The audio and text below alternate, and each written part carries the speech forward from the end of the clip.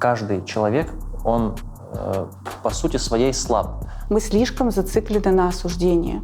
Мы считаем, что осуждение — это и есть верх заботы. Мы правда друг другу братья и сестры? Ислам идеален, но мусульмане не идеальны. Мы в ислам приходим со старыми таракашками. В целом нужно понимать, что ислам — это не только лишь про внешность, это далеко не только лишь про внешность. Безграмотными людьми управлять легко.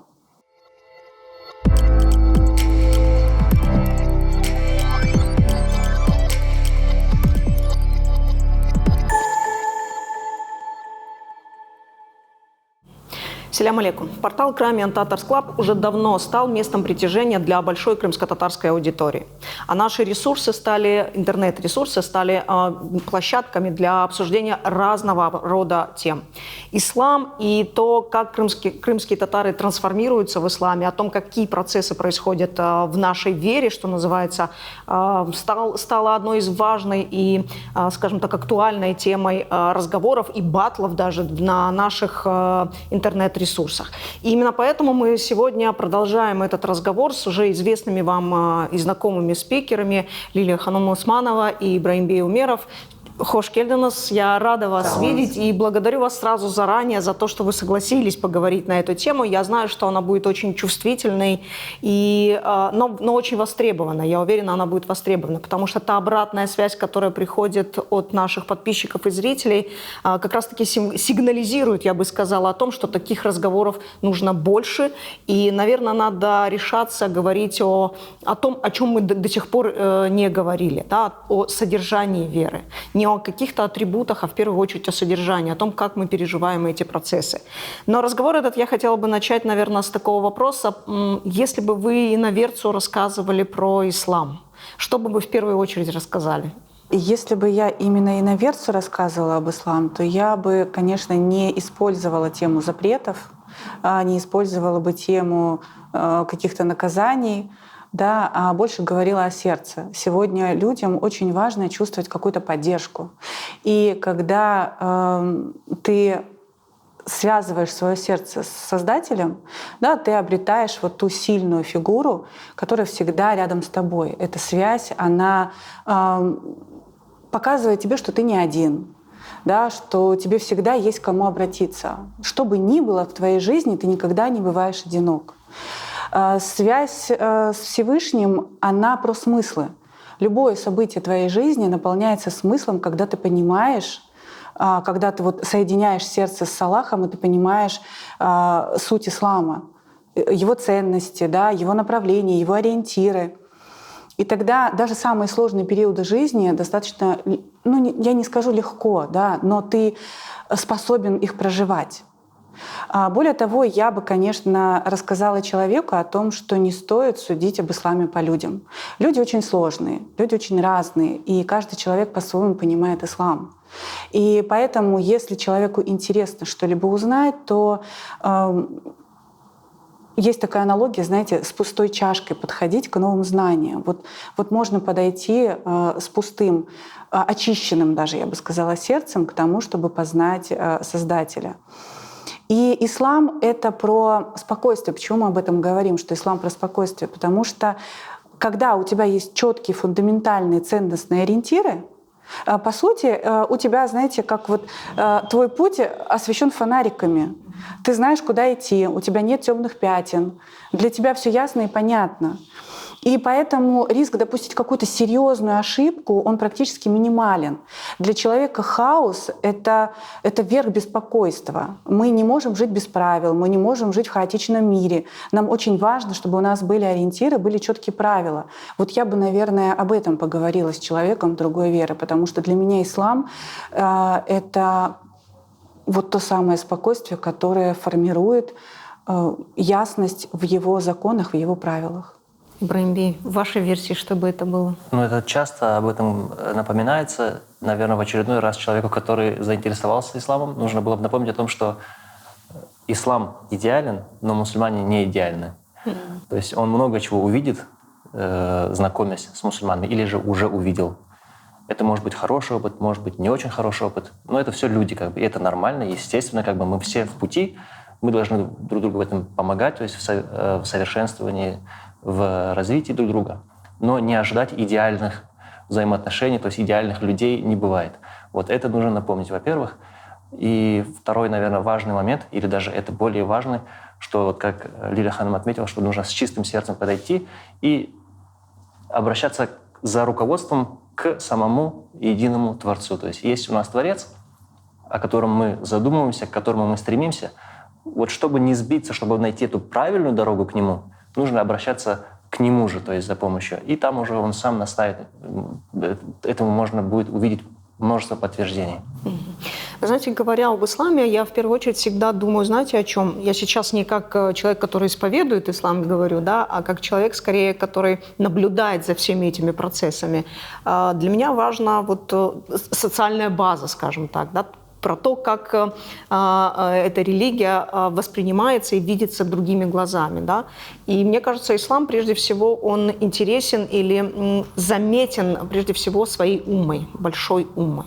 Да? И тем, по крайней мере, теми отношениями, которые хотелось бы людям видеть в этой уме. Да? И, ну, как минимум, то, как люди себя называют в этой уме. То есть люди себя называют, представляют друг друга как, или воспринимают друг друга как братья и сестры. Мы правда друг другу братья и сестры? Я считаю, что да. Вот несмотря на всю ту шелуху, которой мы сейчас обросли, наше общество, мы все равно остаемся братьями и сестрами.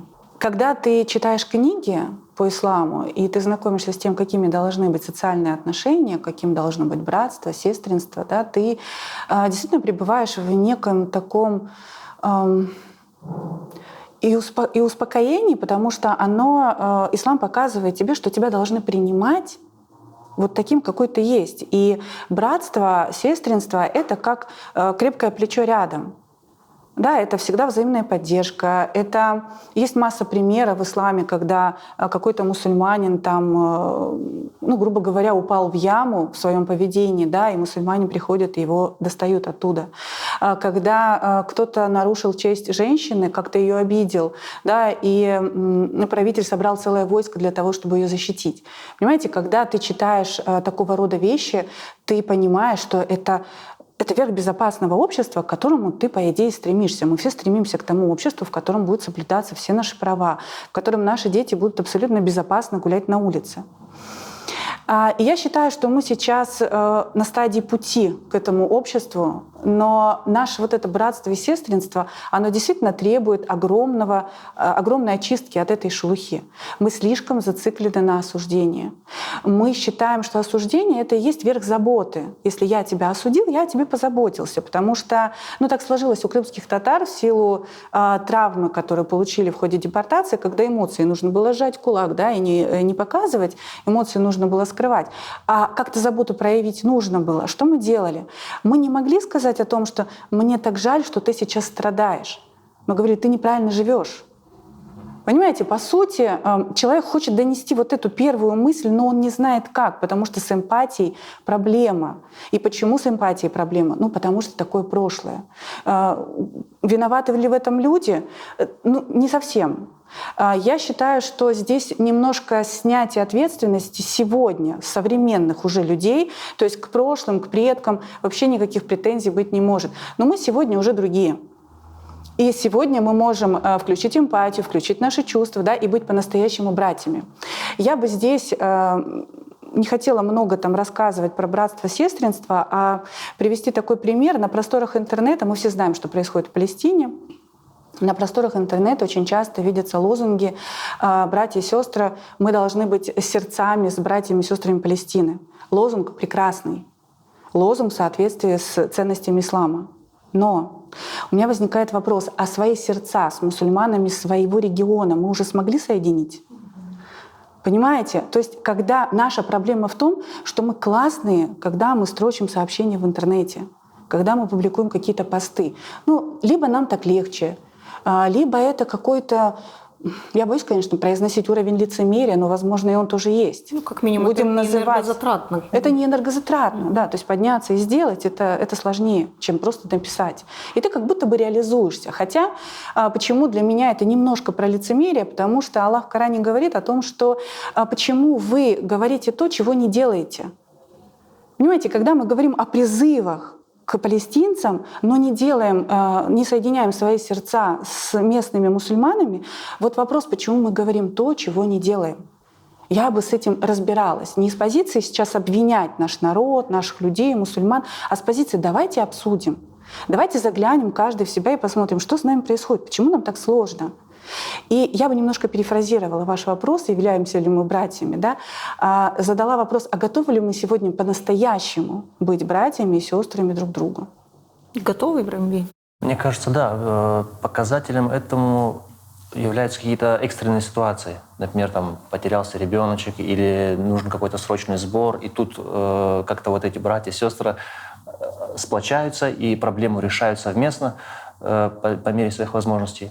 И тут мы видим, что действительно, вот, то есть сплочение такое имеется, но проблема не остается решенной до конца. То есть идеал, он еще далек. То есть если на идеал смотреть, то в Коране и на примере первых мусульман мы видим, что они предпочитали своего брата себе, то есть сперва заботились о нем, прежде чем о себе. То есть то, в чем он нуждается, они пытались ему помочь, даже если он сам больше него нуждается, они все равно предпочитали его. Ну, то есть до такого дорасти нам еще нужно стремиться, то есть еще далеко как будто бы. Но вещи, на самом деле, они в таких банальных, простых, примитивных, скажем так, в рутине какой-то скрываются. Это раз. И также здесь нужно отметить такой более глубинный процесс самовоспитания, то есть такие вещи, как зависть, алчность. Вот эти вещи, они, то есть, ежедневно требуют от нас уделения внимания, работы над собой. То есть вот эти вещи нужно прорабатывать осознанно и на ежедневном уровне, скажем так. Придерживаться, возможно, плана. Возможно, это хаотично, у кого-то лучше так получается. Вот, но, тем не менее, нужно себя спрашивать, что я сделал сегодня, что я должен сделать завтра. Можно я немножко добавлю? Да, здесь, вот, да, что вот истинная наша религиозность, она на самом деле проявляется в мелочах. Ислам большое значение придает вообще всем факторам жизненным, всем сферам, в частности, каким-то трудовым соглашениям. И сегодня не секрет, когда люди работают друг на друга, мусульмане, у нас не заключаются договора. У нас эти договора заключаются на словах, и они потом нарушаются. У нас нет качественной оплаты. У нас есть такое, по-братски. А что значит по-братски? По-братски это значит, ты отдай от себя чуть-чуть, да, снизь мне там, или повысь мне зарплату в ущерб себе, например, да, хотя это не требуется. То есть это вот такие, знаете, мелкие бытовые вещи. Это когда женщина приходит в джимат, обращается и говорит, у меня проблемы в семье. А мы говорим, не-не-не, мы в семью не лезем. Хотя, а кто будет сегодня решать наши проблемы? Кто будет нам помогать в этом? И вот это вроде бы мелочи, это же наше бытовое, повседневное. Мы все с этим сталкиваемся каждый день. И мы почему-то это все начали игнорировать. А ведь это и создает атмосферу внутри наших братско-сестринских взаимоотношений. Одна моя подруга очень много лет уже носит хиджаб. И то, с чем она сталкивалась, находясь здесь, в Крыму, очень контрастирует с тем опытом, который она переживает, находясь за пределами Крыма, в немусульманском обществе. Здесь она встречала упреки, осуждения, укоры, недоверие. Как это можно объяснить? Встречала, причем в том числе и в нашей, в крымско-татарской среде, мусульманской среде. Как это можно объяснить? С одной стороны, если мы будем говорить, европейское общество, оно воспитано немножко в другой параллели, наверное, я не знаю, оно более не вмешивающееся в дела. Да, то есть это люди, которые не привыкли давать советы, которые не суют свой нос не в свои дела. Это у нас только такая поговорка, да, что любопытные ворвали, на базаре нос оторвали. Да, там такого нет. Я бы делила вообще общество на несколько частей, я имею в виду вообще мировые, да, общества, что, скорее всего, где-то мы встречаемся с таким явлением, как нам вообще все по барабану. То есть это не то, чтобы какой-то знак уважения к нам, а это такой стиль жизни, нам все по барабану. Да. Есть часть общества, которая действительно с уважением к инаковости, к твоей культуре, к твоим ценностям относится. У любой медали две стороны. Мы сейчас не будем обсуждать, какая может быть негативная сторона, да, этой медали. Просто как факт. Это действительно есть. И есть наше крымское общество, которое привыкло осуждать, которое не может не совать нос не в свои дела. И вот по моим наблюдениям, у нас немножко отказали тормоза на сегодняшний день. Потому что мы настолько поглощены чужой жизнью, что у нас не хватает времени на то, чтобы заниматься своей. Когда я думала об этом, почему именно в нашей среде, например, там те же крымские татары по отношению друг к другу, да, как так у нас случилось, что мы стали такими ковыряльщиками.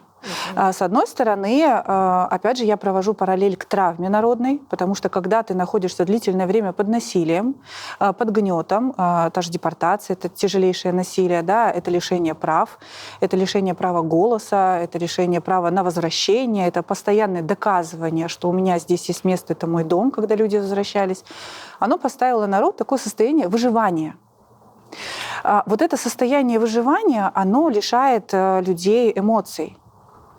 И когда ты не способен до конца выражать свои эмоции, ты становишься достаточно грубым и жестким. И любой... ты же должен заботу как-то проявлять о своих. И эта забота, она, к сожалению, то есть когда с эмпатией проблема, она выглядит вот так.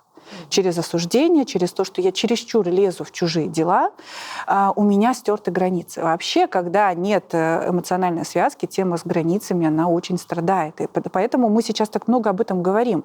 Не потому, что это какой-то тренд, это модно, а потому что это наша необходимость, это наболевшее. Потому что действительно, когда ты чересчур суешь свой нос в чужие дела, страдает и сам человек, который это делает, и те, на границы которого заходят. Это про некую такую необходимость позаботиться о другом. А еще нужно забывать, что есть такой социальный контроль. То есть я должен тебя контролировать, потому что если ты будешь не такой, как я, во-первых, это для самого человека, который боится инаковости другого, как будто бы я буду изгоем, если я тебя поддержу. Да, меня народ изгонит. А второе — это страх разрушения вообще целого народа. Ты же не такой, как мы. Как с тобой взаимодействовать? Ты для нас априори несешь какую-то угрозу. И вот такие вот наслоения, которые стали последствиями того, что пережил народ, оно привело вот к тому, что мы имеем. И плюс еще это, когда я осуждаю, это проявление страха вообще быть осужденным. Вот чем больше человек боится, что его осудят, тем больше он первый будет осуждать других. Это как защитная реакция. Угу. Ибрагимбей, кому легче, мужчине-мусульманину или женщине-мусульманке вот в сегодняшних наших реалиях здесь, в Крыму? У нас на работе есть один человек, он любит говорить, а кому сейчас легко? Кому сейчас легко? Никому не легко, я думаю. Знаете, ислам — это религия справедливости. И вот женщина, мужчина в исламе, они равны перед Богом. Это во-первых. Во-вторых, с другой стороны, Аллах Субхану ва Тааля говорит, что Он не возлагает на человека, на индивидуума, вне зависимости от его пола, возраста и так далее, не возлагает больше, чем он способен вынести. То есть то испытание, которое приходит к человеку, значит, у этого человека есть потенциал справиться с этим испытанием. То обязательство, которое на него возложено, у него есть силы, чтобы с этим справиться. Вот. Так и у мужчины, и у женщины есть, значит, возможность справиться, а у кого это сложнее, здесь тяжело судить. Я не знаю, я могу только со стороны, с башни мужчины ответить, а что там у башни женщин творится, я, может быть, не до конца все понимаю, но я понимаю, что и там тоже непросто, и здесь тоже непросто. У каждого из нас тяжелые испытания. Мне кажется, в наше время это очень тяжело. Даже, насколько я помню, в одном из хадисов пророк ﷺ сказал, что ближе к судному дню будет такое время, что держать веру, то есть держаться за истину, будет подобно тому, как ты держишь в руке раскаленный уголь. То есть это настолько тяжело будет. Мне кажется, как будто мы живем в таком времени, что действительно это очень тяжело оставаться верным принципам, оставаться убежденным в своей вере, исследовать, поступать согласно своей вере. Тяжело каждому, я считаю. Мужчине, например, тяжело справляться с той ответственностью, которая на него возлагается в качестве главы семьи. В то же время он должен и воспитывать детей, и сторониться всяких искушений, и оставаться хорошим сыном для родителей. Это очень непростое испытание, каждое из них по отдельности, и тут оно собрано вместе. Точно так же и у женщины. Хотя, знаете, мне кажется, женщине, мне одно время эта мысль часто посещала, женщине просто, с одной стороны. В каком плане? Также из изречения пророка, мы знаем, что если женщина соблюдает пятикратную молитву, то есть обязательные предписания минимум выполняет, и обеспечивает дом таким образом, то есть я имею в виду уют в доме создает таким образом, что муж ей доволен, то она в раю. То есть ей не обязательно претендовать на какие-то еще... Как будто бы, да. У мужчины все-таки больше на него возложена именно эта обязанность коммуницировать со внешним миром. То есть женщина может на свое усмотрение по согласованию там, с семьей выходить в этот мир или же оставаться внутри. А мужчина все-таки обязан, и все это, конечно, накладывает еще больше рисков, скажем так, где-то сбиться, ошибиться. Хотя и внутри тоже, то есть оставаясь дома, там есть мужчины, которые ведут домашний образ жизни, скажем так. Я думаю, там тоже не так уж все просто. Везде есть испытания и искушения. Все то, что вы сейчас говорили, это в первую очередь про систему ценностей. Вот для меня ислам — это не просто вероучение, это еще и система ценностей, которая формирует и культуру, которая формирует и этику, и определенные социальные практики, да, определенное социальное поведение. Закономерный вопрос. У нас ислам сегодня формирует вот эти самые социальные практики, эту самую культуру, эту самую этику. Что за микс сегодня наше крымско-татарское мусульманское общество?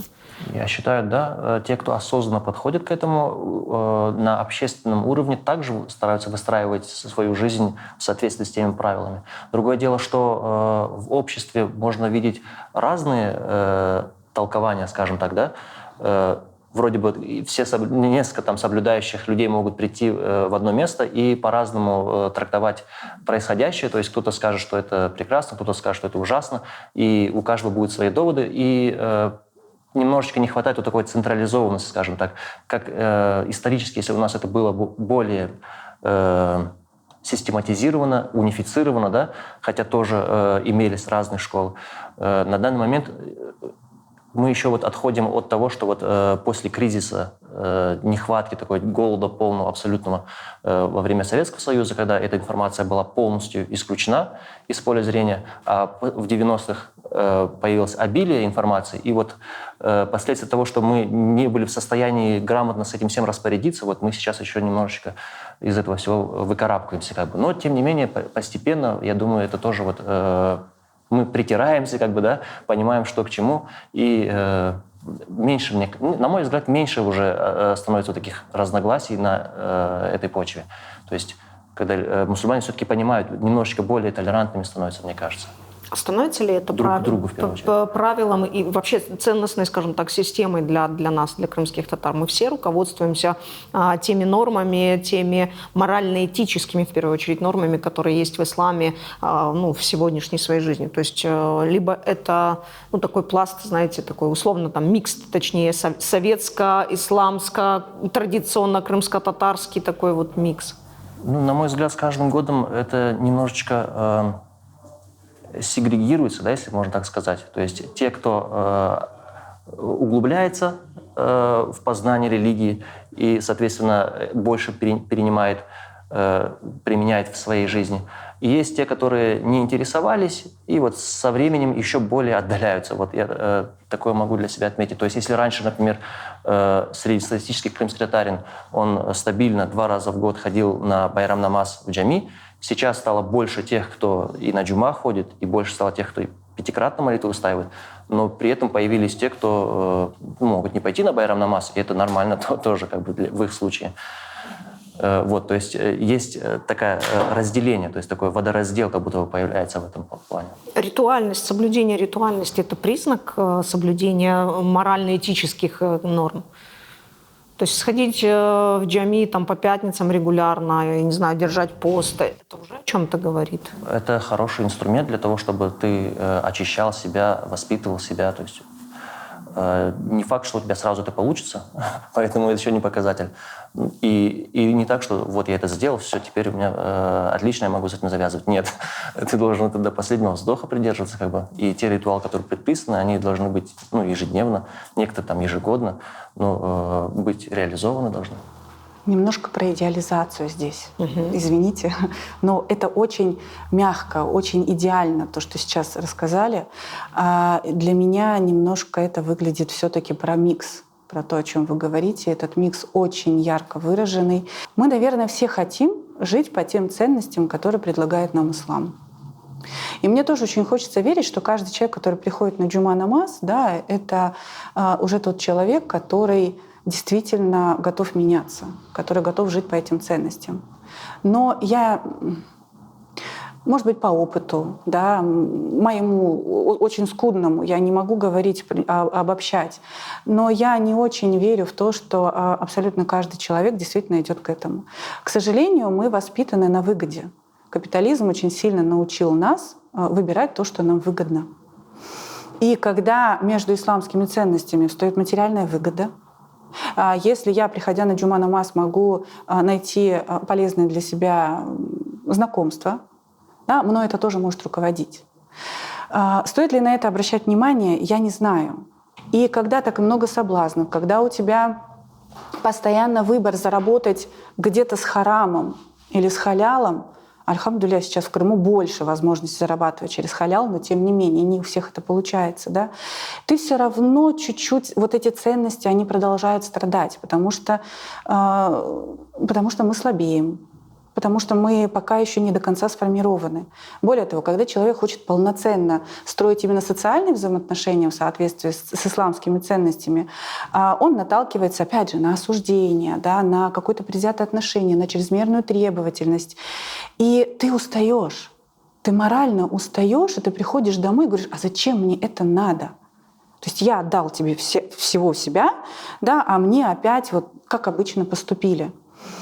Поэтому для меня это очень сложный вопрос. Вот просто вот так сказать, что да, у нас все хорошо, я не могу. Сказать, что у нас все плохо, я не могу. У нас все очень сложно на сегодняшний день. В процессе борьбы, опять же, за эти ценности? Я считаю, что да. И прежде всего внутренние или все-таки внешние, с внешними обстоятельствами? Ну, мне кажется, что это 50 на 50. Мы и психологически не готовы. Мы в ислам приходим со старыми таракашками. Все наши убеждения, наша поломанная психика. Мы приходим сюда. Убеждения, немножко такой экскурс в психологии, это такая штука, которая формируется у нас в детстве. Понятно, как нас сформировали. Убеждения для нас жизненно необходимы, потому что они фильтруют всю информацию, которую мы приобретаем из внешнего мира. И нам очень легко становится, мы тратим меньше ресурсов на то, чтобы эту информацию переваривать. И когда тебе приходит какая-то информация, которая на это убеждение ложится, мы очень легко ее принимаем. А если она не ложится, знаете, есть такое выражение: у меня в голове не укладывается. Нам нужно приложить очень много усилий, чтобы ее принять. Вы видели таких людей, когда тебе приходят и говорят: брат, это так нельзя делать? Он говорит: так, все, я лучше знаю. Потому что у него вот это на ум сейчас не легло. Потому что мы воспитаны там на выгоде, еще на чем-то. И вот эта внутренняя борьба, она очень сильна. Я верю в то, что... Я вообще верю в людей. Я верю в то, что эти люди приходят домой, которые, возможно, внешне так ведут себя, и они мучаются, они сражаются с собой, они прекрасно понимают, что они поступили неправильно. Но слишком много факторов по-прежнему вокруг нас, которые нам делают, действительно создают вот эту борьбу. У нас общество в свое время делилось на условно-светских и условно-соблюдающих. Да? Это все, конечно же, в закавыченном варианте.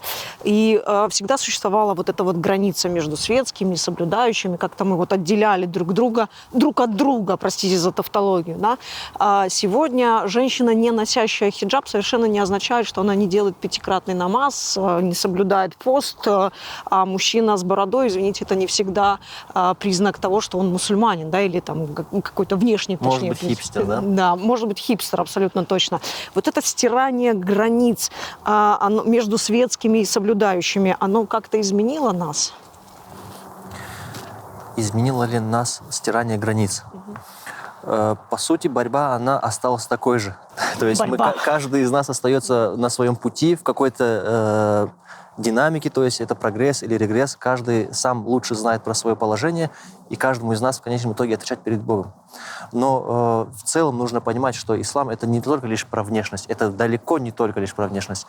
Внешние какие-то требования, да, скромность и так далее, опрятность, чистота требуются, имеются, важно их тоже соблюдать, но в целом много чего остается на самом деле за всем этим. То есть это скрытно от глаз многих из нас. То есть даже не всегда твои родные могут понимать твое истинное положение. то, какой ты в семье, это порой может сильно отличаться от того, какой ты при людях. То, какой ты в мечети, может отличаться от того, какой ты на рынке. А на самом деле вот это осознание, шуур, да, вот того, что ты покорный раб Всевышнего, оно должно присутствовать везде. То есть, когда ты даешь какое-то наставление своему ребенку, каким тоном ты это делаешь, когда ты повстречал какого-то старика на улице. Вот это все важно, понимаете? То есть это тяжело оценить какими-то такими шаблонами внешнего вида. То, что это стирается, это естественный процесс, наверное. Если это нас раньше как-то разделяло, а сейчас не разделяет, наверное, в этом тоже есть плюс.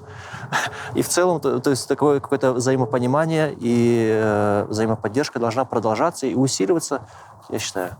Да, я согласна, что вот эту борьбу пора прекращать, потому что на самом деле с чем мы боремся? С тем, что человек решил встать на путь ислама, с тем, что он делает свои шаги медленнее, чем, например, ты это сделала. Но это про высокомерие, да, что ты должен соответствовать мне, моим взглядам, моим параметрам. В исламе-то об этом ничего не сказано, что у меня вот к завтрашнему дню я должна сдать такой-то экзамен, да, а через неделю я должна надеть хиджаб. Этого нет.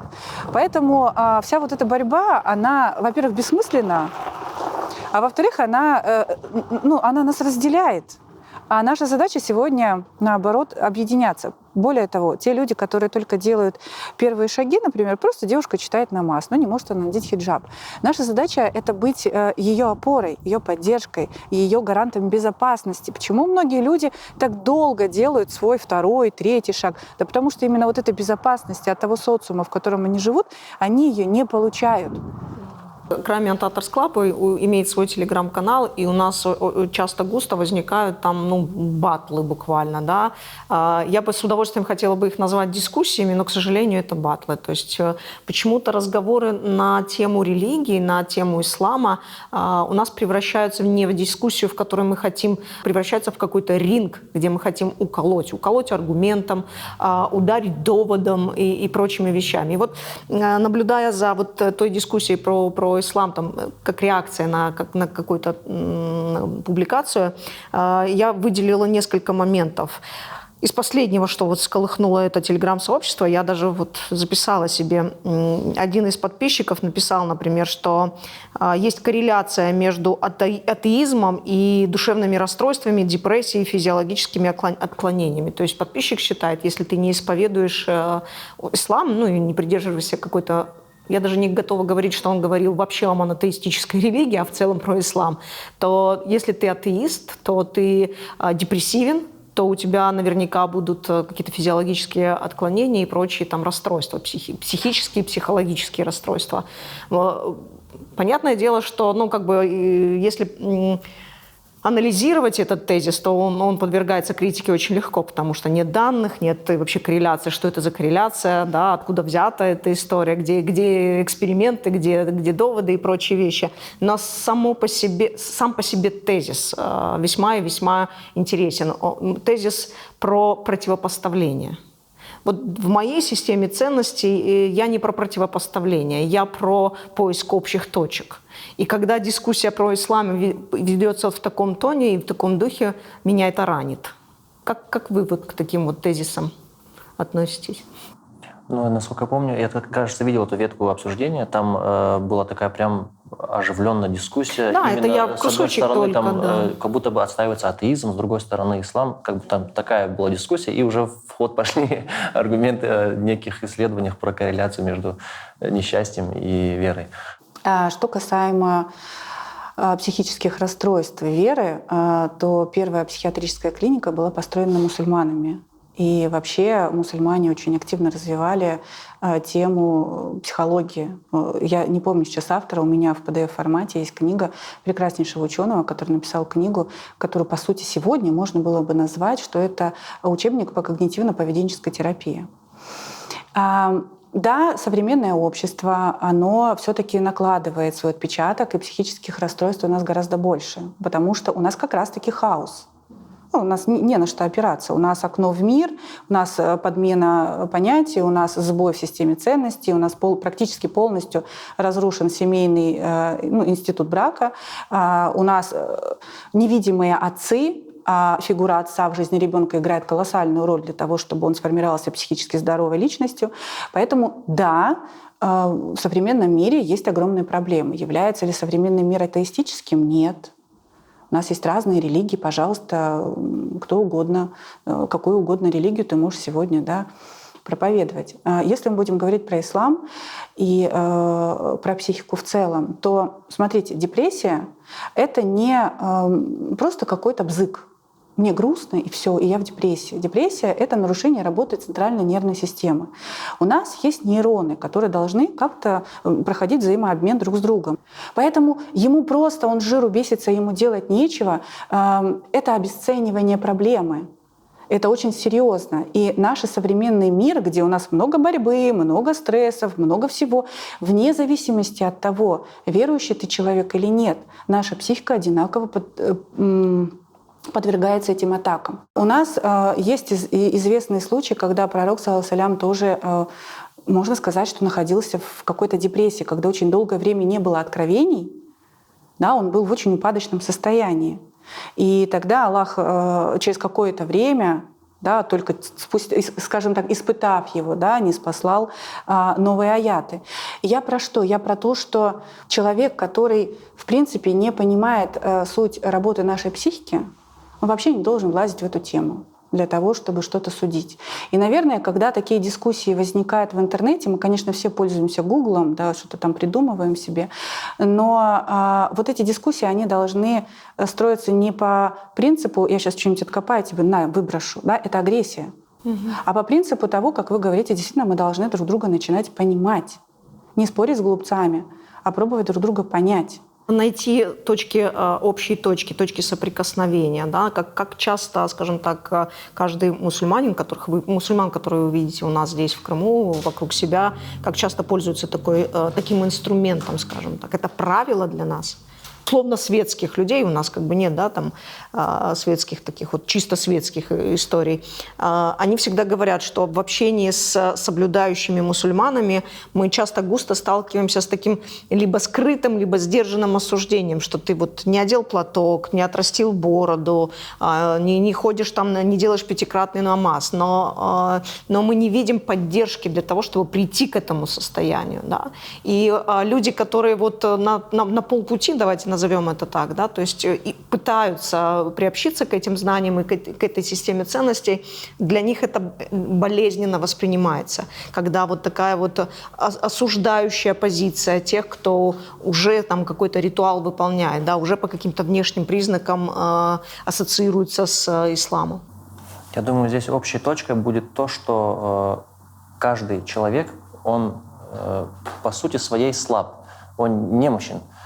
Тот, кто считает, что вот я уже чего-то добился, он должен вспоминать о том, что все, что он считает с какой-то заслугой своей, это дар от Всевышнего.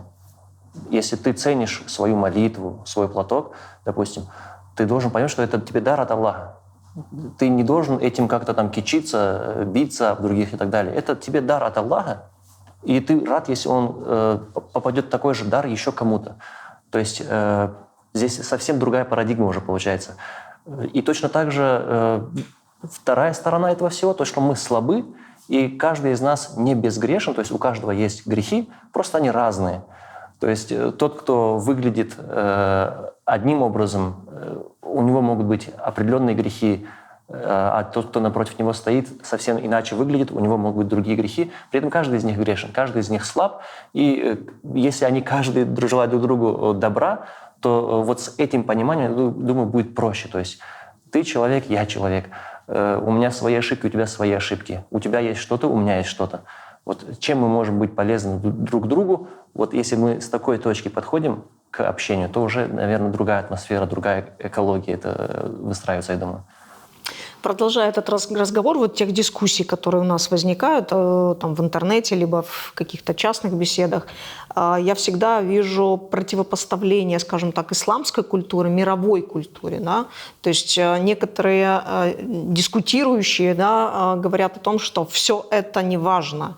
Все эти приобретения, там, культуры, искусства и так далее, оно либо харам, либо оно не вписывается в нашу систему ценностей, и от этого нужно отказываться, ну, исключать из какого-то, ну, своего кругозора, скажем так, да. И я задаю себе вопрос, чем угрожают мусульманину, условно, библейские сюжеты картин Рафаэля, да, или «Пруд с кувшинками» Клода Моне, или чем опасен и губителен для мусульманина «Король Лир» Шекспира. Про Фрейда я уже не буду с Юнгом говорить. Да, я уже поговорила. Как вы думаете? Не, ну есть, например, некоторые картины, которые однозначно лучше отвернуть взгляд.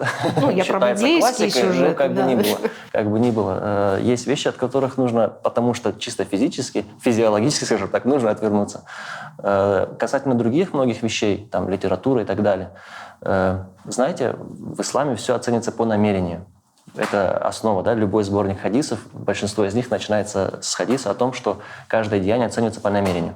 То есть даже изучить классику, изучить, я не знаю, историю мировую, любое направление, заняться бодибилдингом и так далее, можно с чистым намерением ради довольства Всевышнего, и это будет оправданным мероприятием, то есть твой интерес, он служит благой цели, это прекрасно, может быть, но если у тебя нет этой цели, то что бы ты ни делал, то есть если ты не стремишься к довольству Аллаха, что бы ты ни делал, оно в понимании мусульманина в конечном итоге остается бесполезным.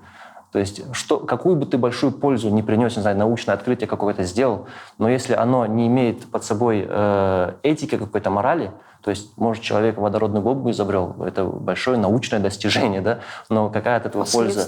Да.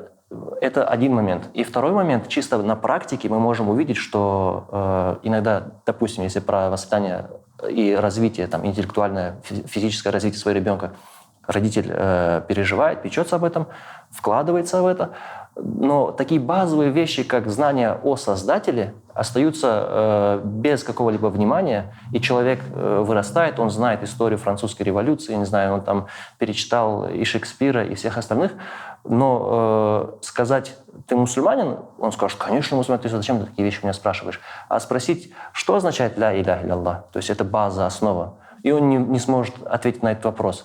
Вот этот парадокс получается, то есть как будто бы оно и не вредно, да, отлично, нужно изучать, но проблема возникает тогда, когда ты оставляешь без внимания первостепенные вещи. То есть мы же понимаем, что вещи имеют разную степень значимости. Вот в мировоззрении мусульманина вопросы веры первоочередные, то есть 6 столпов веры, 5 столпов ислама.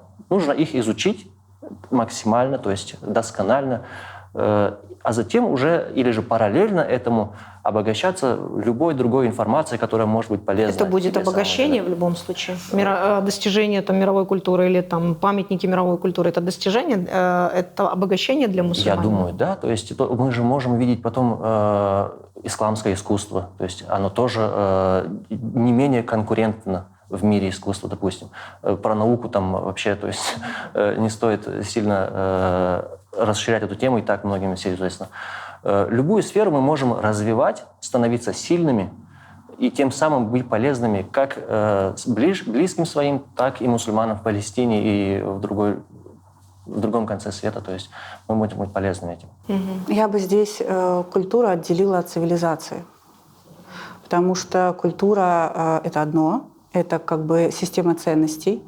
А цивилизация — это то, что народ наработал, то, что народ там создал, открыл в науках, там, даже медицина, там, какие-то торговые дела и так далее. То есть мы от цивилизации вообще не отказываемся. Все, что относится к развитию цивилизации, оно, в принципе, не может вредить мышлению мусульманина. Ну, как тебе новый автомобиль какой-нибудь повредит? Ну, разве что там твой навс начнет, да, щекотать там зависть и так далее. Но это уже другая тема. Что касаемо культуры, ну вот с Рафаэлем я бы не дружила. А вот пруд с кувшинками для меня был загадкой, когда я узнала, что, оказывается, кто-то против них. Да? Ну, как бы пруд с кувшинками — это, между прочим, и у мусульман есть такой же живопись, да, такого же формата, и она укладывается в рамки.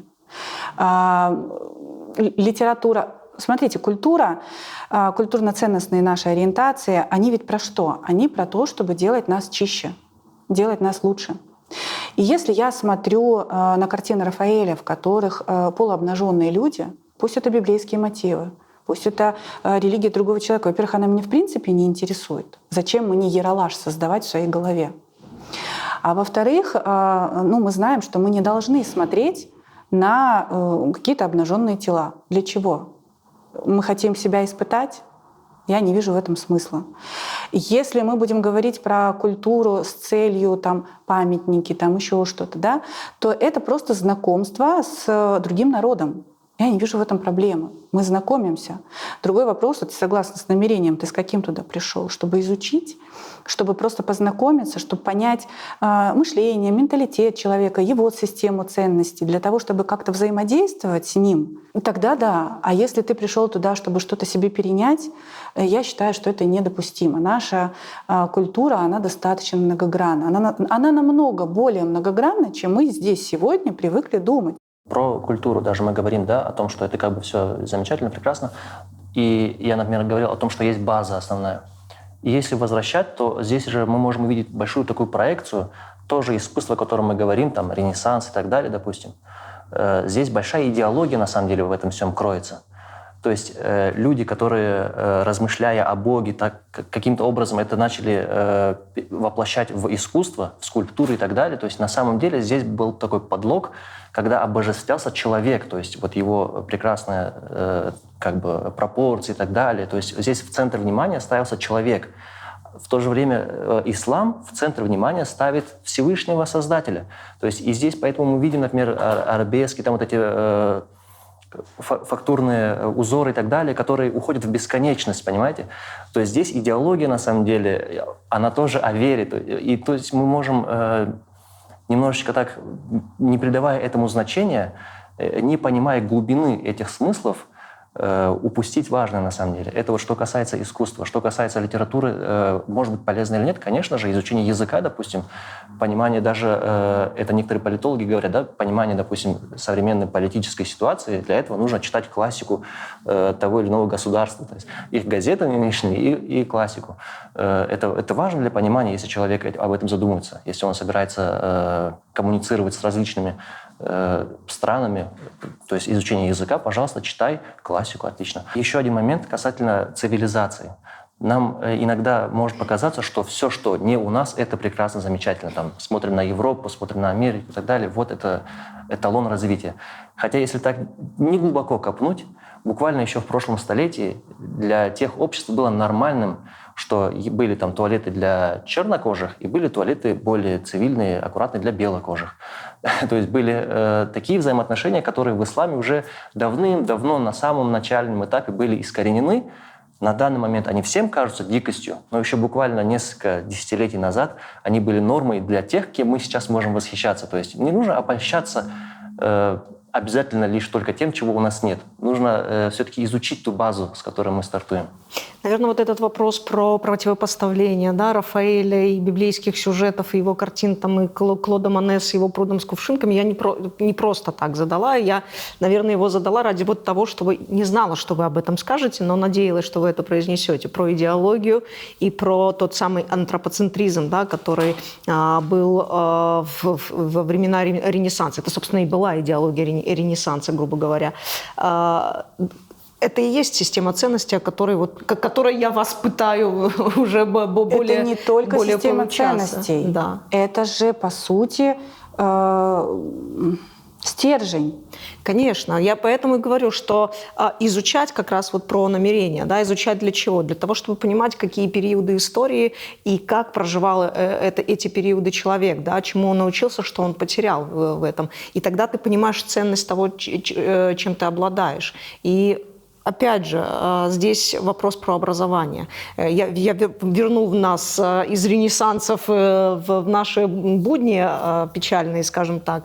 Но, смотрите, я не обладаю статистикой, я не обладаю цифрами, но слыша истории вокруг, которые происходят в нашем обществе и вокруг меня тоже происходят, я понимаю, что у нас есть определенная проблема с образованием, да, с желанием учиться. В первую очередь речь идет о том, что сегодня некоторые девушки отказываются либо уже от получаемого образования только потому, что, условно говоря, там запретил либо будущий муж, либо уже муж, да, или жених, либо в семье в принципе не стоит вопрос, скажем так, привлекательности высшего образования для девушек, для дочерей. Почему? Потому что, извините, у нее миссия одна – это выйти замуж и родить. И это не касается не только девушек, это касается и парней. Да? То есть некоторые родители полагают, что достаточно приобрести мужчине ремесло, которое будет кормить семью и обеспечивать его. Все. То есть на это можно поставить точку. То есть важно закрыть какие-то свои физиологические потребности для того, чтобы выжить, и этого достаточно. В долгосрочной перспективе я понимаю, что лет через 20 мы придем к очень печальной ситуации, если эта тенденция будет увеличиваться и, скажем так, она будет оставаться в нашем обществе. У вас есть такой опыт? Вы наблюдаете, скажем так, на ваши радары попадают такие истории измененного отношения к получению образования вообще и высшего образования в частности? Я поинтересовался, это только лишь мне так кажется или действительно подтверждает статистикой. Нашел в интернете несколько, например, в ЦИОМ показывает по результатам своих исследований, и в целом по миру тоже наблюдается тенденция того, что, например, высшее образование становится менее модным среди молодежи, то есть нет уже такого большого желания, стремления поступить в вуз. Это не касается только лишь крымских татар или мусульман. Это общая мировая тенденция. И в частности, в нашем обществе также. Я думаю, это, с одной стороны, связано с проблемами системы образования, то есть как-то падает уровень доверия, то есть и параллельно этому также развиваются альтернативные способы получения знаний, компетенции, которые нужны человеку, интересны именно, допустим, на данный момент, и он может пройти курс, который займет несколько месяцев его жизни, но при этом он от него уже получит пользу, которую тут же сможет реализовывать, вместо того, чтобы тратить 5 лет обучения в университете и, скажем так, такие более эфемерными понятиями рассуждать. Возможно, так может показаться кому-то. И, наверное, уже к высшему образованию приходят более осознанные люди, которые понимают, что нет, им интересна именно наука и так далее, или же их специализация требует обязательно высшего образования. Я думаю, это общие такие тенденции, которые нас также касаются. Угу. У вас есть опыт таких историй? Вы наблюдаете такие кейсы? Я продолжу мысли про систему образования. Я бы даже сказала, что это не просто проблема в системе образования, это есть действительно некий какой-то напор на то, чтобы очернить образование как таковое. Школа — это плохо, зачем нам учиться, мы же ничего потом не помним. Ой, зачем тебе 5 лет в вузе сидеть, черти что учишь, выходишь, ты все равно не специалист, тебе надо еще добирать. Безграмотными людьми управлять легко. И для меня это про политику. Да, про определенный настрой, про определенное отношение к обществу, про то, какими нас хотят видеть. Это первый момент. Второй момент, что такое образование? Образование — это не просто какой-то набор знаний. Образование — это определенный навык, который ты формируешь в процессе, когда ты изучаешь, перевариваешь огромное количество информации. У тебя параллельно развивается критическое мышление, у тебя развивается и стратегическое мышление. Да? Ты начинаешь понимать, что у тебя развивается элементарно мудрость. Ты понимаешь, что ты не можешь взять «все так делают», и все, как про корреляцию. Да? Откуда вы эту корреляцию взяли? Человек не понимает даже, что это такое. То есть он говорит, я думаю, что вот так должно быть, а то, что для того, чтобы какой-то эксперимент элементарно научный провести, ты должен правильно подобрать выборку, правильно время и все такое. Да? Люди это не задумываются, они раскидываются какими-то вещами, а мы это берем, и мы в это верим. Почему? Потому что мы тоже не образованы, мы тоже этого не знаем. Отсутствие образования лишает нас возможности критически относиться к тому, что нам сегодня дают. Эти курсы, которые ты прошел и сразу все получил, псевдопсихологи, псевдонутрициологи, псевдоврачи, которые сегодня направо-налево. В психологии это же вообще мракобесие, что происходит. Да? То есть у нас психосоматику лечат, рак, онкологию, сахарный диабет, приходите. И я знаю даже среди наших коллег просто от безысходности ты идешь, отдаешь кучу денег, человек умирает, потому что психосоматика не лечит онкологию. Потому что это очень сложный процесс. Но вот я не буду озвучивать, он в социальных сетях очень популярный. У нас масса моих знакомых прошли у них образование. У меня волосы на голове дыбом становятся, когда я понимаю, что людям предлагают.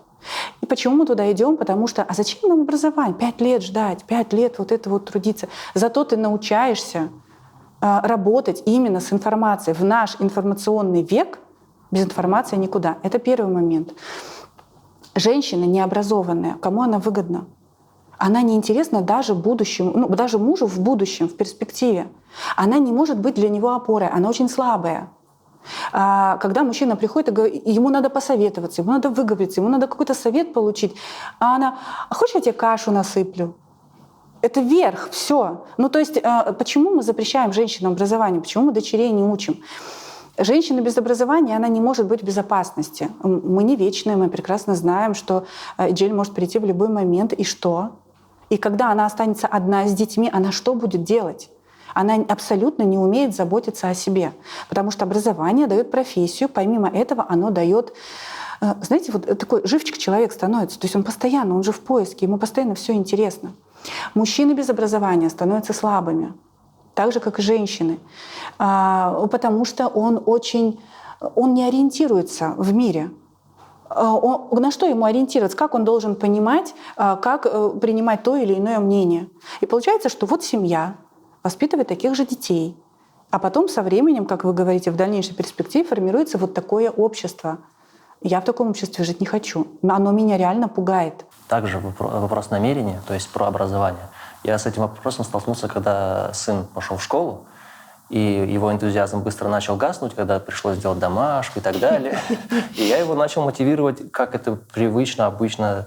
Мы так и мотивируем. Ты кем хочешь стать? То есть тебе же нужно учиться, кем бы ты не хотел бы стать. И он меня подловил, сказал, что он хочет стать футболистом. И тут как бы ему не нужна ни математика, ничего. Я как будто бы был обезоружен. И потом только со временем я понял, что я допустил ошибку, что намерение в образовании не должно быть зафиксировано только лишь этим миром. То есть чем ты себя будешь кормить? Да найдешь ты пропитание, не знаю, огород скопаешь и так далее, или курсы псевдопсихолога пройдешь и найдешь возможность. Но не об этом же речь. Образование, то есть человеку знание позволяет, если вот так самую благородную цель поставить перед собой, то есть ты, получая знания, получаешь инструмент для познания Всевышнего. То есть все, что вокруг тебя, это творение Всевышнего. Весь мир — это книга, которую ты можешь читать и по которой ты можешь познавать Творца. Вот с этим намерением мы должны подходить к любому знанию, мотивировать своих детей для образования, чтобы они стремились быть на таком уровне, что вклад в развитие приносил им счастье, а не только лишь новая машина и полный холодильник. Ильхан, вы недавно написали пост в социальных сетях о том случае, который был у вас в практике. К вам пришла клиентка и поделилась, скажем так, своим намерением или желанием снять хиджаб. Как вы думаете, что стало причиной вот такого состояния? Во-первых, она не одна. Это... Да, реальный случай, но их несколько, их вообще на самом деле достаточно много. Альхамдулилля, пока никто хиджаб не снял. Здесь причин несколько. Во-первых, иногда мы попадаем в такую эмоциональную ловушку, да, когда нас действительно окружает хорошее такое общество, которое нас всячески холит и лелеет, и я как будто бы стремлюсь ему быстрее угодить. И когда я стремлюсь ему угодить, мне хочется быстрее прийти к каким-то актам поклонения, которые все они совершают. И хиджаб я надеваю на эмоциях.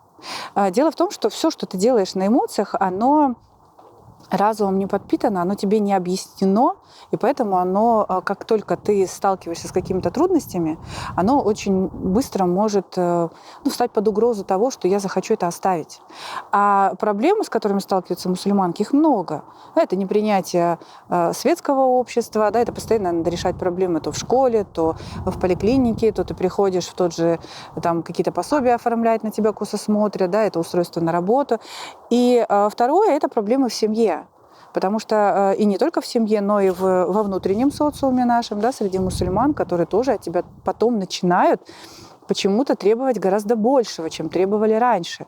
Теперь ты должна стараться еще сильнее, соответствовать еще там чему-то соответствовать на самом деле еще не готова. То есть человека начинают очень сильно подгонять.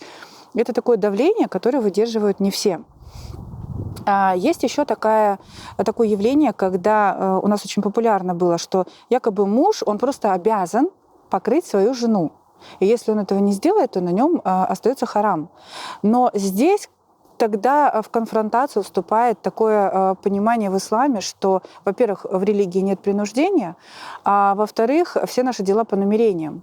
И если эта женщина надела хиджаб для того, чтобы удовлетворить потребность мужа в том, что она была закрыта, то тогда в чем смысл ее деяний перед Богом?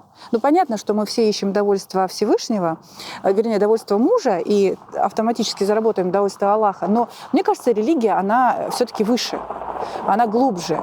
И те мужчины, которые заставляют своих жен вот так агрессивно надевать хиджаб без размышлений, я бы не рекомендовала этого делать, потому что на самом деле, если в вашей семье все в порядке, если женщина вас любит, если у вас хорошие отношения, то донести важность и ценность как для вас, так и для нее можно без вот этого насилия, без этого давления.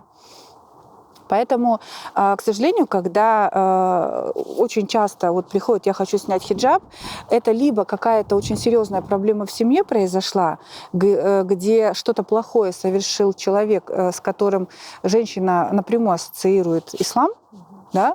А второе — это когда, допустим, если она одна, то это общество. Она где-то оступилась, она где-то что-то не дотянула, может быть, даже не то, чтобы совершила ошибку. И общество начинает ее клевать, и она под давлением этого, она не то чтобы уходит из ислама, но она хочет отстраниться от общества. То есть наш хиджаб, он же на самом деле, вот я мусульманка, все. Это такой очень яркий, видимый всем атрибут. И если я его сниму, я как будто бы не буду с этим обществом, я не часть вас. И моя вера останется уже моей индивидуальной, личной. То есть на самом деле это про безопасность. Ибрагим Бей, с чем сталкивается мужчина-мусульманин? То есть какие вызовы для него, как он борется вот с такими же проблемами про безопасность, да, с такими же проблемами про принятие обществом? Я на самом деле не так часто контактирую с большим кругом людей, скажем так. И у меня нет какого-то среза такой информации о том, с какими вызовами чаще всего сталкиваются мусульмане, мужчины или женщины. Но я хочу отметить, что у каждого человека может быть свое слабое место, о котором знает шейтан, который хочет его сбить с пути. И вот он с этого пути и будет к нему подходить. То есть у каждого это может быть свое что-то. У кого-то это может быть с заработком связано, у кого-то там, не знаю, пристрастие какое-то, не знаю, зависимость какая-то. У кого-то это может быть отношения с родителями или с родными там братьями. У кого-то там проблемы с детьми своими, у кого-то в поклонении может быть какая-то лень и так далее. То есть у каждого будет свой изъян, свое слабое место, с которого будет подходить соперник. Я не могу отметить какой-то один особый такой вот самый главный. В таком случае, знаете, я какой вопрос вам хочу? Мне хочется услышать мужскую точку зрения по поводу места женщины в нашем обществе, да, в мусульманском крымско-татарском обществе. Сейчас очень много дискуссий на эту тему.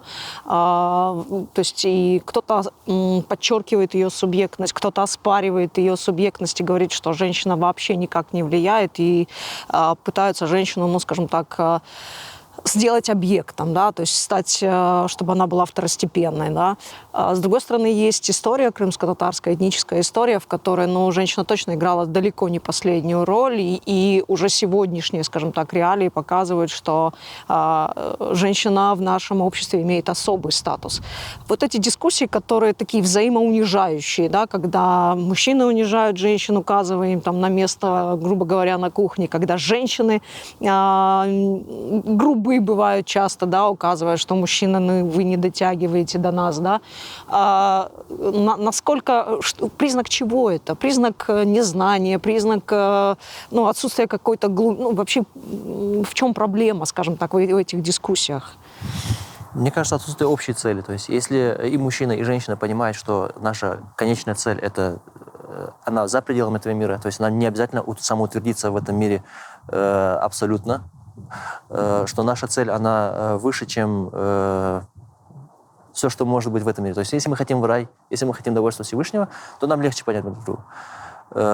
Какую ответственность на нас возложил Аллах, к чему удовольствию мы стремимся. Вот давай мы будем обсуждать эти вопросы. То есть у кого какие обязанности, у кого какие сферы ответственности, и помогать друг другу. То есть нету такого в исламе, что женщина должна полностью там обеспечивать быт, в том плане, что уборка, готовка, все на ней.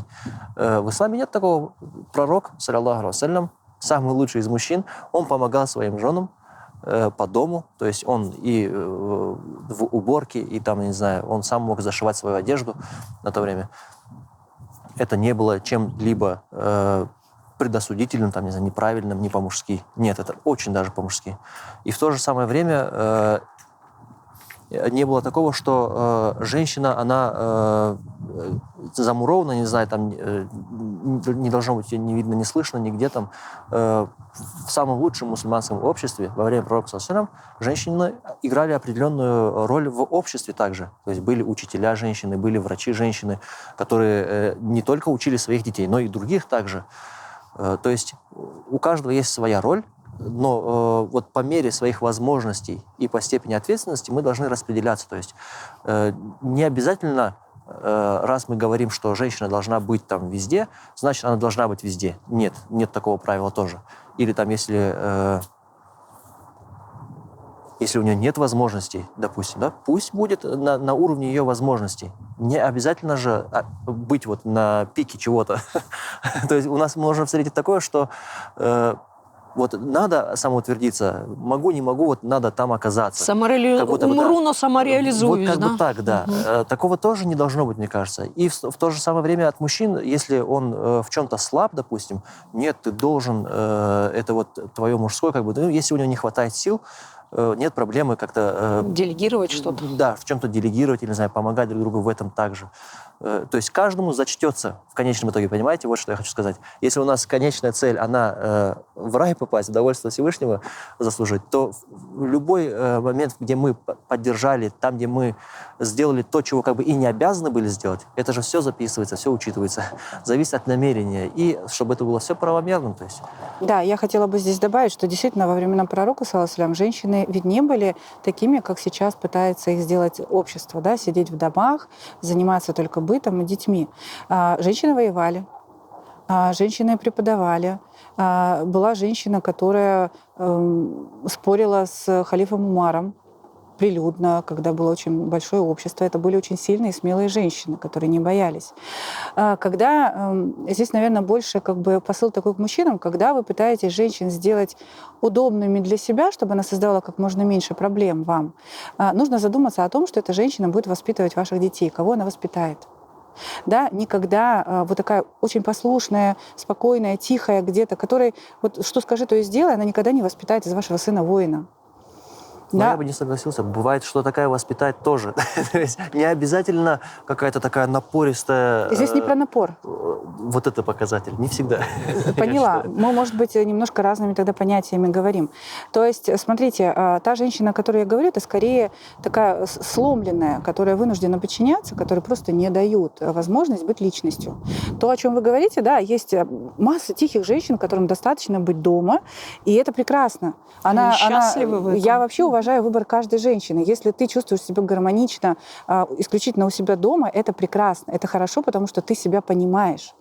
Но если женщина так устроена, что ей нужно что-то большее, то когда мы пытаемся это запретить обучаться, запретить там, заниматься какой-то общественной деятельностью, да, нести какую-то пользу в общество, там, как-то работать, мы немножко ломаем ее личность. Вот представьте, когда у меня вот такая потребность, а муж говорит, нет, один кусок оторвали.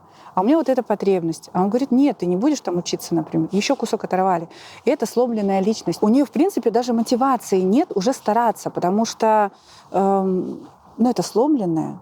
Она не видит цели, она не видит жизни как таковой. Поэтому я бы смотрела именно на то, каким было общество во времена пророка, саллаллаху алейхи, в том плане, какое было отношение к женщинам, да, какое право действительно невысокое занимали женщины там, и какие-то ну, не прям, я не знаю, как правильно сказать, не правящие должности, но управленческие, да, они тоже занимали. Вот. То есть я за то, чтобы не было перекоса, и за то, чтобы мы прислушивались друг к другу, потому что брак — это на самом деле союз двух зрелых личностей, которые сочетаются, совмещают, да, соединяют свои жизни для того, чтобы дальше гармонично продолжать жить, развиваться, а не для того, чтобы ломать друг друга. В таком браке рождаются очень хорошие, очень счастливые, в большинстве своем, да, дети. И это будет здоровое общество, потому что если у нас будут нездоровые семьи, то говорить о здоровом обществе будет очень сложно. Мы с вами и с вами, Ибраим Бей, по отдельности, и с вами, Лилия Ханум, говорили очень много про моду на религию. Говоря на политологическом языке, это прежде всего социализация. Да? Социализация, которая сегодня происходит у нас вот в рамках религиозно-традиционных механизмов. И это вопрос опять к системе ценностей, да, в которой мы проживаем. И я понимаю, что раньше у нас социализация происходила совершенно по другим траекториям, скажем так, да. А в анамнезе, в базе у нас есть история борьбы, история такого, знаете, ненасильственного сопротивления, у нас есть история продемократическая история и ненасильственная история, да. Вот это вот, скажем так, смена этих траекторий социализации, смена этих обстоятельств, в которых у нас происходит эта социализация, может ли она быть, скажем так, причиной для фрагментации, да, какой-то в обществе, причиной для какой-то разделенности внутри крымско-татарского общества в частности? Да? Почему? Потому что я вижу, что вот та каша, да, которая у нас заложена в наших убеждениях, и мы воспитывались в одной истории, да, и сегодня как бы мы видим совершенно другое ценностное предложение, скажем так, да. Будет ли это поводом для фрагментации? Можем ли мы как-то себя обезопасить в этом смысле, в этом контексте? Ну, смотрите, любая вещь, она может быть поводом для чего-то хорошего или для чего-то плохого. То есть у нас будет спичка, допустим, коробок спичек был бы, мы могли бы зажечь свечи, а могли бы поджечь диван, например. Спички — это хорошо или плохо?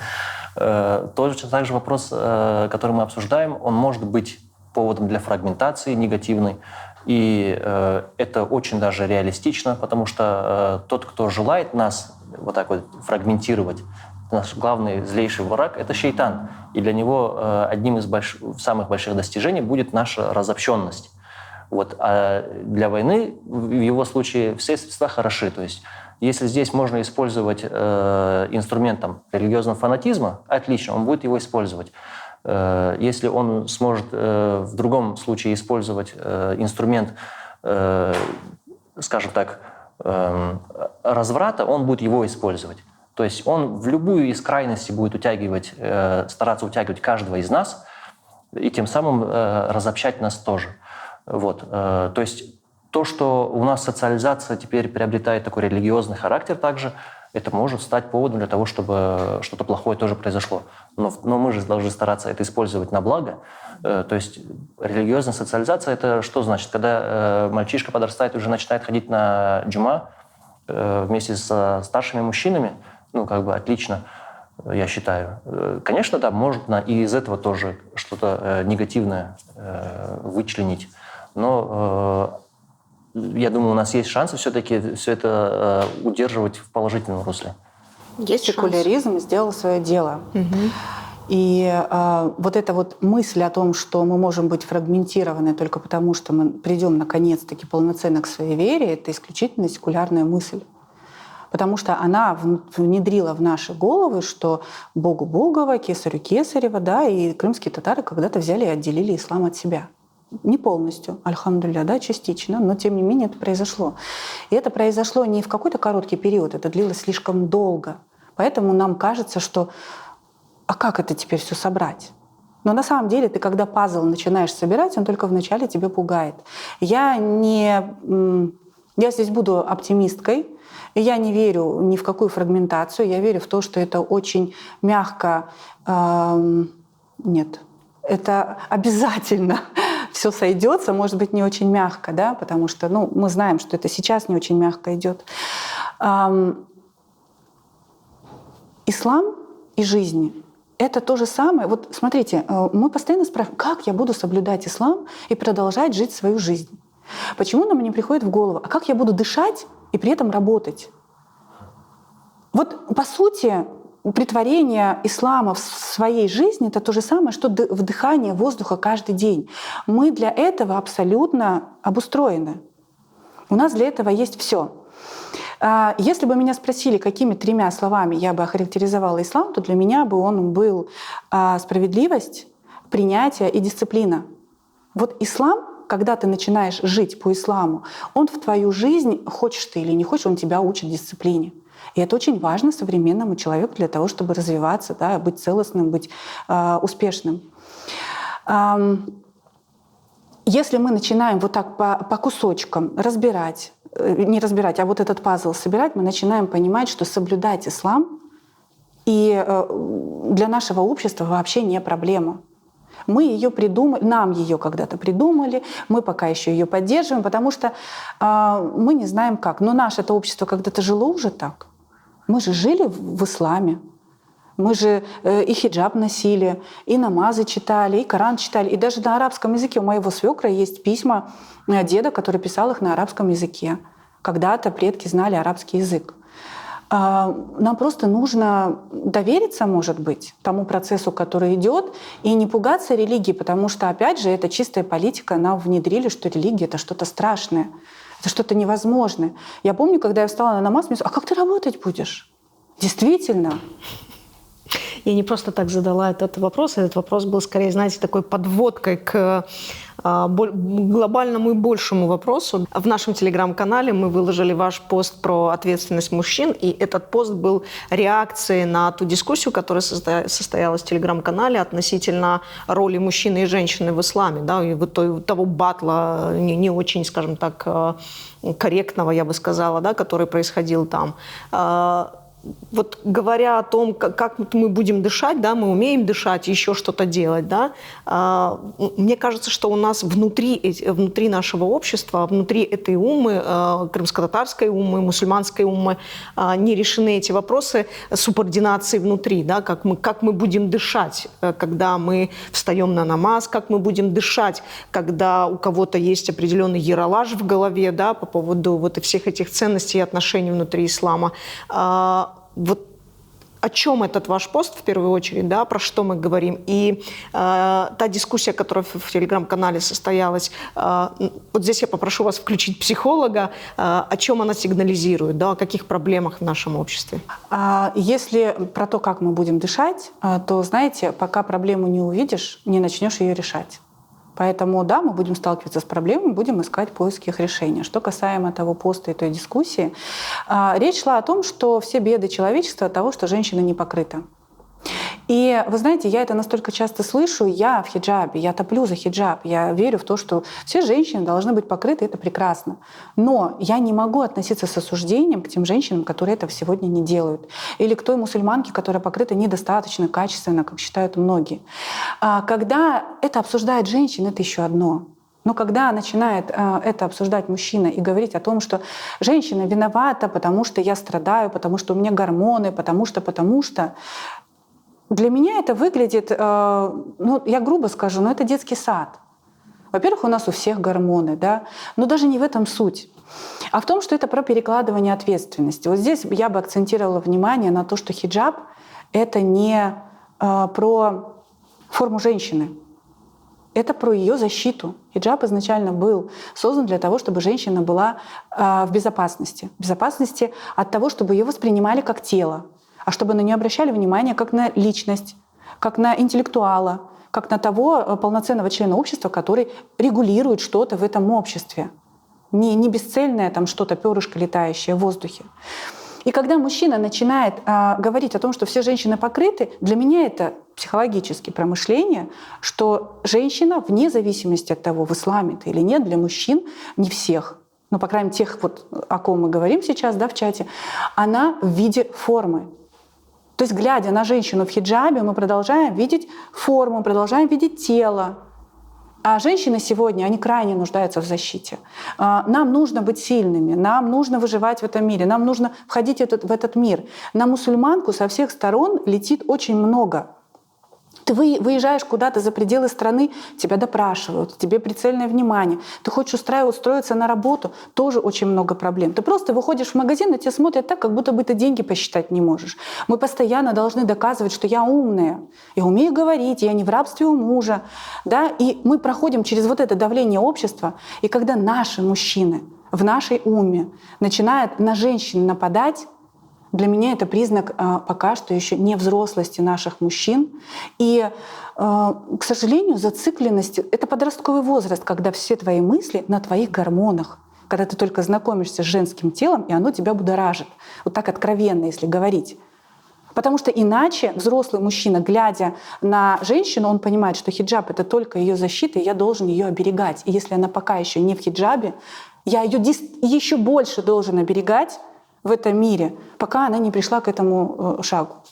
Мы живем не на обитаемом острове, а вокруг нас происходит какая-то жизнь, которая отличается от тех норм, которые мы исповедуем. Я поделюсь с вами одной историей. Я брала как-то интервью в семье, соблюдающей семье, где по известным всем обстоятельствам мужчина оказывается далеко от семьи, вынужденно оказывается далеко от семьи. И на женщину упала ответственность за всю семью. Да? То есть если раньше, защищенная мужем, она не знала, как оплачивать коммуналку, не знала, где бензиновый бак, как заправлять машину, сегодня все это выпало, так сказать, на ее долю. И когда я брала интервью, на этот момент ее супруг уже вернулся, и я задала ее самоощущение. Я спрашивала про ее самоощущение, когда ей пришлось выполнять эти функции. Она сказала, ей сначала было страшно, боязно, но потом она справилась и как-то вошла в раж, что называется. И когда вернулся муж, я спросила о том, что готова ли она уже делегировать обратно все эти полномочия и жить, как обычно, там, своей жизнью. Она сказала, нет, я не готова. Мне понравилось быть самостоятельной. Вот эти риски, да, современного мира, включение в эти процессы, риски самостоятельности, они как-то вот в отношениях мужчины и женщины, они как-то меняют эти отношения, нет? Я бы, знаете, вот риск существует тогда, когда в паре изначально нет отношений, либо когда нет мудрости. Вообще, когда две личности, они подразумевают, что они самостоятельные и что они как бы могут друг друга действительно очень сильно поддержать. Ситуации разные бывают. У нас тоже чрезмерное такое требование к мужчинам, что ты вот умри, но ты должен там заработать, ты не можешь отдыхать, ты не можешь ничего. Но это неправильно. Он такой же человек, как любой другой, да, как и ты, когда болеешь и требуешь к себе какого-то внимания, а также и у мужчин. И элементарно есть кризисы какие-то, да, есть... извините за слово, тошнота от общества, когда ты просто хочешь побыть дома.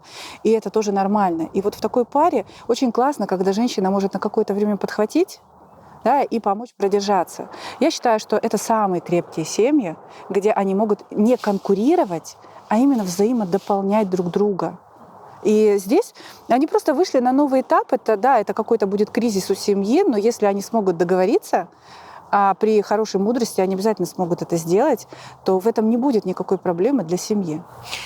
Я думаю, что наш разговор может быть долгим. У меня есть еще масса вопросов на эту тему. Но что бы вы сказали крымско-татарской умме? Да? Каким был бы ваш месседж нашему обществу? Чтобы они были честными, каждый из нас, чтобы был честным до конца, с самим собой в первую очередь. И чтобы сохранял уважение к тому, кто стоит рядом с ним. Я бы проговорила про мое сравнение с воздухом. Да, не бойтесь дышать исламом. На самом деле это несложно. Это очень реально. И в реальности это очень просто. Это, во-первых. А во-вторых, крымско-татарская умма сегодня находится в стадии возрождения. Она на таком высоком старте находится, да, что если каждый человек это осознает, то те преобразования, та трансформация, которая может произойти в этом народе, она приведет его к очень хорошему развитию. Но я не вижу развития крымско-татарского народа без исламских ценностей. Поэтому и это не то, что мы что-то новое вносим. Это на самом деле то, что мы возвращаем в нашу жизнь. Поэтому не бойтесь этого. Изучать нужно. Чох сағылыңыз за этот содержательный разговор. Суда сағылыңыз.